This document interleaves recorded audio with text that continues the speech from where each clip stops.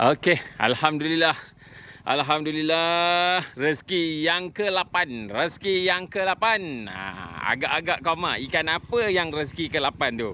Alhamdulillah, rezeki dia mah rezeki dia mah. Dengar kata dapat ikan baik lagi ni hari. Mantap, mantap.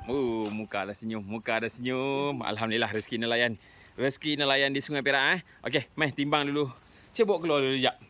Bawa keluar, kita tengok ikan apa yang kayangan sangat ni. Lama kau mah. Alhamdulillah, rezeki nelayan di Sungai Perak. Okey, ikan yang ke-8 Ikan yang ke-8.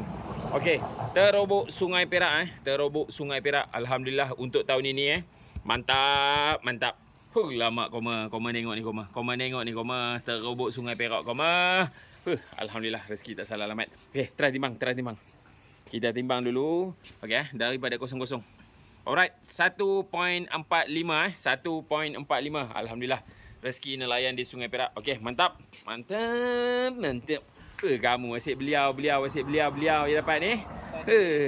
Apa? Ya Allah, ya Tuhanku. Hari ni kita settle untuk potong-potong ikan untuk kita jual potong-potong kat sini.